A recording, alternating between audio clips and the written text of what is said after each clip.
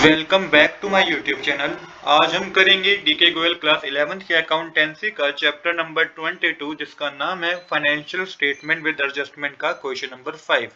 आज बच्चों हम क्वेश्चन नंबर 5 करेंगे। क्वेश्चन नंबर 5 बच्चों मैंने ऑलरेडी नोट कर रखा है।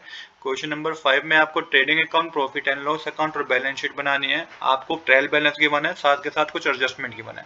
सबसे पहले वन बाय वन हम इन एडजस्टमेंट को समझेंगे, उसके बाद हम trading account, profit and loss account और अपनी बैलेंस शीट बनाएंगे। चलिए अब बिना देरी के शुरू करते हैं अपने आज के सोल्यूशन को। तो सबसे पहले जो एडजस्टमेंट हमें दे रखी है वो रिलेटेड है क्लोजिंग स्टॉक से। क्वेश्चन की एडजस्टमेंट स्टार्ट करने से पहले मैं आपको बता दूं कि जो ये आपको ओरिजिनल में अमाउंट दिख रहा है इसको आपको इग्नोर करना है, इस पे आपको ध्यान नहीं देना है। अब देखिए क्लोजिंग स्टॉक आपको 32,500 का गिवन है, ठीक है। इसका ट्रीटमेंट जो होगा, इसका जो आपको इम्पैक्ट होगा वो दो जगह होगा। एक तो ट्रेडिंग अकाउंट में आपको credit side by closing stock लिख के शो करना है, दूसरा बैलेंस शीट में आपको एसेट कॉलम में क्लोजिंग स्टॉक शो करना है। तो दो जगह आपको इम्पैक्ट करना है क्लोजिंग स्टॉक का, ट्रेडिंग अकाउंट में और बैलेंस शीट में।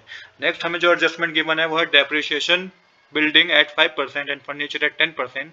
Losses tools are revalued at ₹50,000 at the end of the year. तो यहाँ पे तीन बातें हैं। तो देखिए सबसे पहले प्रॉफिट एंड लॉस की बात कर लेते हैं और सबसे पहले डेप्रिसिएशन की बात कर लेते हैं। तो बिल्डिंग पे डेप्रिसिएशन 5% है और फर्नीचर पे 10% है। तो डेप्रिसिएशन जो बिल्डिंग पे 5% है, डेप्रिसिएशन की बिल्डिंग की एक्चुअल वैल्यू जो आपको ट्रायल बैलेंस में गिवन है वो 75,000 रुपीज है। 5% डेप्रिसिएशन कैलकुलेट करेंगे तो 3,750 रुपीज डेप्रिसिएशन होगा बिल्डिंग पे। इसके बाद फर्नीचर पे डेप्रिसिएशन जो बच्चों 10% है। फर्नीचर पे डेप्रिसिएशन कितना है? 10% है। फर्नीचर की जो वैल्यू है 6400 है, मल्टीप्लाई करेंगे तो 10% तो ये डेप्रिसिएशन 640 रुपीज होगा। और इसके बाद लॉसेस टूल्स की बात कर रखी है जिसकी रिवैल्यू बता रखी है 50,000 रुपीज है। मतलब कि ये आपको ट्रायल बैलेंस में इसकी वैल्यू बता रखी है जो कि 62,000 है और आप एडजस्टमेंट में इसकी वैल्यू बता रखी है जो कि 50,000 है। मतलब कि 12,500 रुपीज का जो है वो लॉस है रिवैल्यूएशन अकाउंट में। आप देखिए प्रॉफिट एंड लॉस अकाउंट हम कैसे दिखाएंगे। प्रॉफिट एंड लॉस अकाउंट बच्चों हमें दिखाना होगा पहले टू डेप्रिसिएशन लिख के, बिल्डिंग और फर्नीचर का आप डेप्रिसिएशन दिखाएंगे जो कि 3,750 डेप्रिसिएशन बिल्डिंग पे था, 640 डेप्रिसिएशन जो था फर्नीचर पे था। उसके बाद आप प्रॉफिट एंड लॉस अकाउंट में लॉस टूल्स रिवैल्यूएशन अकाउंट पे दिखाएंगे कि लॉस हुआ है आपको, जो लॉस ऑन रिवैल्यूएशन पे हुआ है वो हुआ है आपको कितना 12,500 रुपीज का।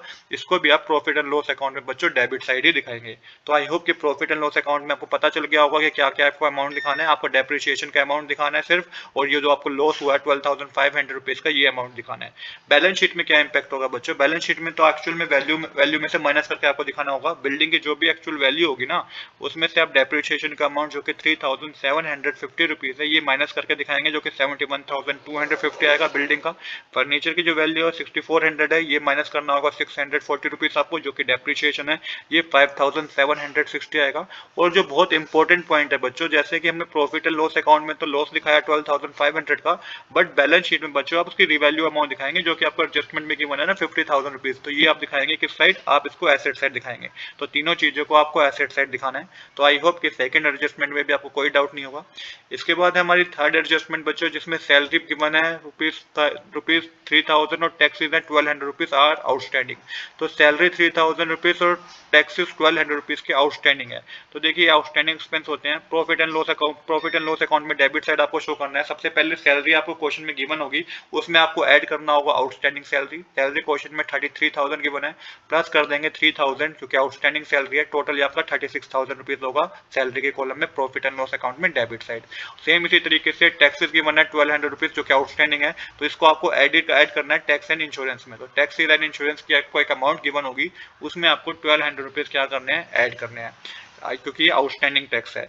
बैलेंस शीट में क्या इंपैक्ट होगा? बैलेंस शीट में बच्चों आपको लायबिलिटी साइड आउटस्टैंडिंग सैलरी और आउटस्टैंडिंग टैक्स मेंशन करना है। आउटस्टैंडिंग सैलरी 3,000 रुपीज है और आउटस्टैंडिंग टैक्सेस 1,200 रुपीज है। तो इस तरीके से थर्ड एडजस्टमेंट में बच्चों मैंने आपको समझा दिया।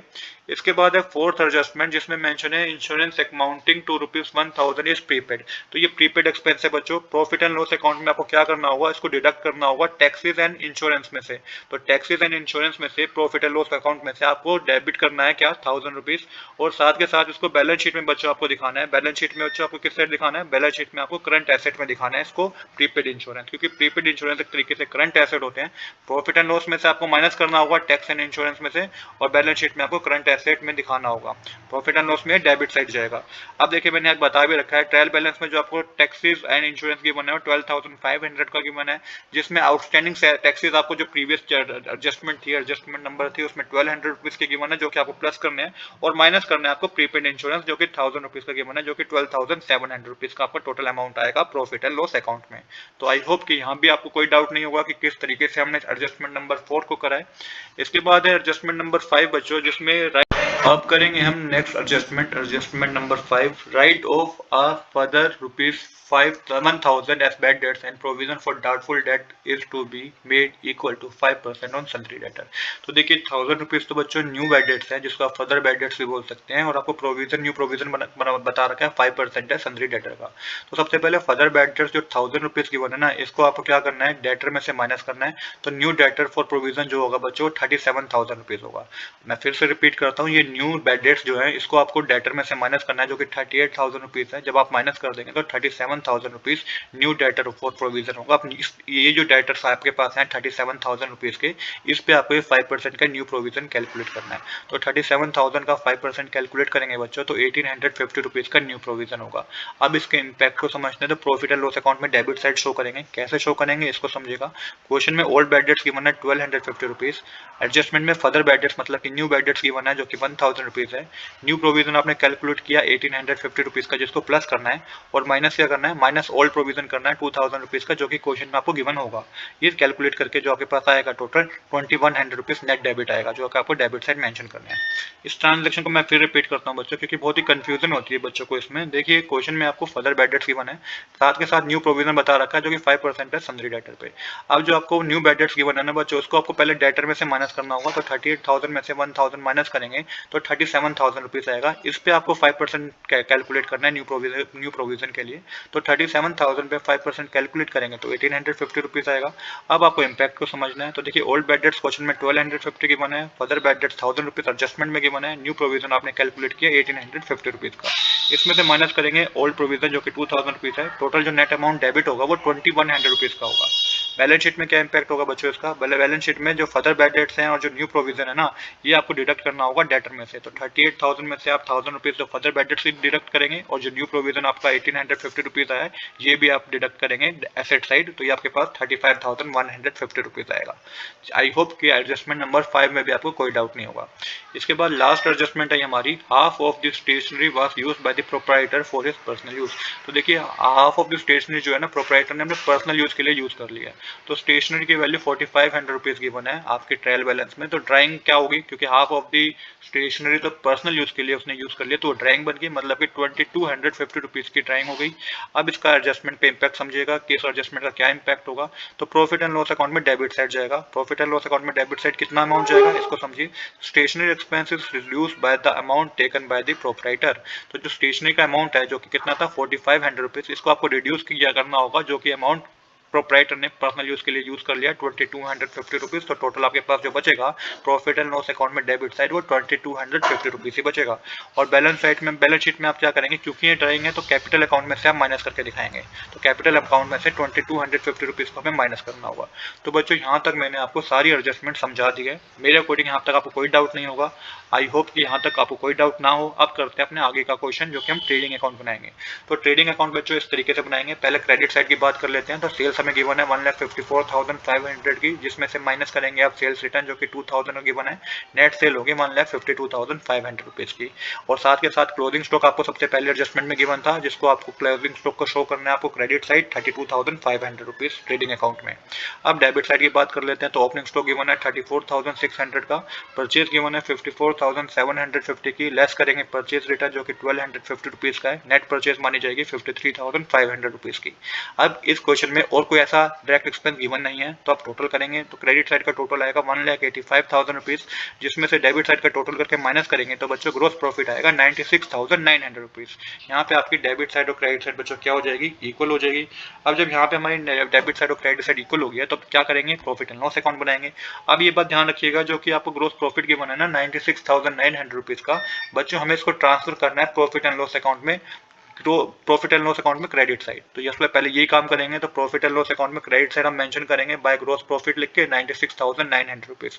और साथ के साथ एक और यहाँ पे आपको क्वेश्चन में कमीशन रिसीव हुई है, मतलब कि इनकम है 3750 रुपीज की, ये भी आपको क्रेडिट साइड मेंशन करना है। तो दो ही चीज आपको मेंशन करनी है प्रॉफिट एंड लॉस अकाउंट में क्रेडिट साइड।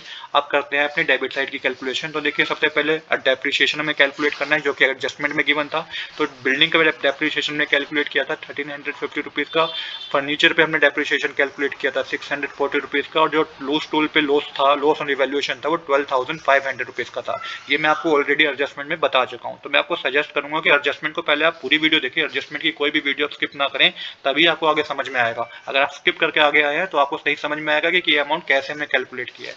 इसके बाद है टोटल डेप्रिसिएशन जो होगा वो 16,890 रुपीज का होगा जब आप तीनों को ऐड कर देंगे। फिर हमें सैलरी गिवन है जो कि इंडायरेक्ट एक्सपेंस है 33,000 रुपीज की, इसकी भी एक एडजस्टमेंट थी, एडजस्टमेंट नंबर 3, जिसमें आउटस्टैंडिंग सैलरी गिवन था 3,000 रुपीज। तो अब टोटल सैलरी का एक्सपेंस जो होगा ना बच्चों प्लस करके 36,000 रुपीज का होगा। इसके बाद टू टैक्स एंड इंश्योरेंस भी इंडायरेक्ट एक्सपेंस है 12,500 का हमें गिवन है। इसमें हम ऐड करेंगे जो कि एडजस्टमेंट नंबर 3 में था आउटस्टैंडिंग टैक्स, और लेस करेंगे जो कि एडजस्टमेंट नंबर 4 में था प्रीपेड इंश्योरेंस। आउटस्टैंडिंग टैक्सेस जो थे वो 1200 रुपीज के थे, प्रीपेड इंश्योरेंस 1000 रुपीज का था। तो नेट टैक्सेस एंड इंश्योरेंस का जो एक्सपेंस होगा ना बच्चों वो 12,700 रुपीज का होगा। अब आगे बैड डेट्स की ट्रांजेक्शन को समझते हैं। तो to bad debts and provision में की एडजस्टमेंट जो थी एडजस्टमेंट नंबर 5 थी। ओल्ड बैड डेट्स 1250 रुपीज के गिवन थे, इसमें न्यू बैड डेट्स आप 1000 रुपीज के ऐड करेंगे जो कि एडजस्टमेंट में गिवन थे। न्यू प्रोविजन आपने कैलकुलेट किया था 1850 रुपीज का, टोटल हो जाता है ये 4100 रुपीज का, जिसमें से आप लेस करेंगे ओल्ड प्रोविजन 2000 रुपीज का जो कि क्वेश्चन में आपको गिवन है। इसके बाद कैलकुलेट करके जो न्यू प्रोविजन का चार्ज होगा ना बच्चों वो कितना होगा 2100 रुपीज का होगा। देन आपको टू स्टेशनरी गिवन है, मतलब स्टेशनरी क्वेश्चन में गिवन है जो कि इंडायरेक्ट एक्सपेंस है 4500 रुपीज का, जिसमें से आप लेस करेंगे ड्राइंग, क्योंकि इसकी एक एडजस्टमेंट गिवन थी एडजस्टमेंट नंबर 6, जिसमें प्रोप्राइटर ने अपने पर्सनल यूज के लिए ड्राइंग स्टेशनरी यूज कर ली थी, कितने अमाउंट की 2250 रुपीज की। तो नेट स्टेशनरी एक्सपेंस जो है बच्चों 2250 रुपीज है। इसके बाद टू इंटरेस्ट गिवन है 1190 रुपीज का, जनरल एक्सपेंस गिवन है 7820 रुपीज का। अब टोटल करेंगे तो डेबिट साइड का टोटल 1,0650 आएगा, जिसमें से आप क्रेडिट साइड का टोटल 1,0650 आएगा, जिसमें से डेबिट साइड का टोटल करके माइनस करेंगे तो नेट प्रॉफिट आएगा 21,710 रुपीज का। तो इस तरीके से बच्चों प्रॉफिट एंड लॉस अकाउंट भी हमारा कंप्लीट हो गया है। इसके बाद क्या करेंगे बच्चों, इसके बाद हम बैलेंस शीट बनाएंगे। तो बैलेंस शीट बनाते हैं हम, ताकि बैलेंस शीट किस तरीके से बनेगी। सबसे पहले एसेट की बात कर लेते हैं। तो एसेट में बिल्डिंग हमें गिवन है 75,000 रुपीज, जिस पे डेप्रिसिएशन आपको कैलकुलेट करना है जो कि एडजस्टमेंट में गिवन था, जो कि 3,750 रुपीज का था। तो जो नेट बुक वैल्यू है बिल्डिंग की वो 71,250 की है। सेम इसी तरीके से फर्नीचर की वैल्यू 6400 की गिवन है, जिस पे डेप्रिसिएशन था जो कि एडजस्टमेंट नंबर 2 पे था 640 रुपीज का। जो नेट बुक वैल्यू है फर्नीचर की वो 5,760 रुपीज की है।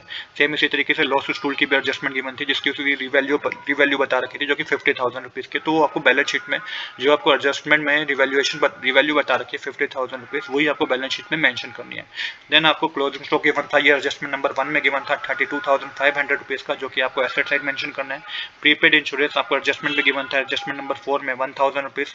डेटर 38,000 रुपीज के गिवन है आपको, पर इसमें से आपको लेस करना है फर्दर बैड डेट्स और लेस करना है न्यू प्रोविजन। तो आपके पास न्यू बैड डेट्स जो न्यू डेटर आएंगे वो 35,150 रुपीज के आएंगे। तो 38,000 में से 1,000 माइनस करना है और 1,850 रुपीज माइनस करने हैं। Then cash in hand given है 6,500 रुपीज का, और बिल रिसीवेबल गिवन है 30,000 रुपीज के। तो ये हमने करी एसेट साइड की बात। अब करेंगे हम लायबिलिटी साइड की बात। तो कैपिटल गिवन है हमें 1,25,000 रुपीज की, जिसमें हम ऐड करेंगे नेट प्रॉफिट जो कि 21,710 रुपीज का है। नेट प्रॉफिट एक तरीके से जो प्रोप्राइटर है उसके लिए प्रॉफिट है, तो हमें इसे ऐड करना है। लेस करनी है आपको ड्राइंग जो कि एडजस्टमेंट में गिवन थी एडजस्टमेंट नंबर 6 में 2250 रुपीज की। तो नेट कैपिटल बैलेंस जो होगा 1,44,460 रुपीज होगा। देन क्रेडिटर गिवन है 25,000 रुपीज के। आउटस्टैंडिंग सैलरी एडजस्टमेंट नंबर 3 में हमें गिवन थी 3,000 रुपीज की। आउटस्टैंडिंग टैक्सेस एडजस्टमेंट नंबर 3 में गिवन थे 1,200 रुपीज की, और बैंक ओवरड्राफ्ट आपको गिवन है 28,500 रुपीज का। तो यहाँ पे बच्चों आपकी debit side credit side equal हो जाएगी। 2,02,160 डेबिट साइड आएगा, 2,02,160 आपका क्रेडिट साइड आएगा। तो इस तरीके से क्वेश्चन हमारा कंप्लीट हो गया है। आज के लिए इतना ही। I hope you like this video. If you like this video please to subscribe this channel. Thanks for watching.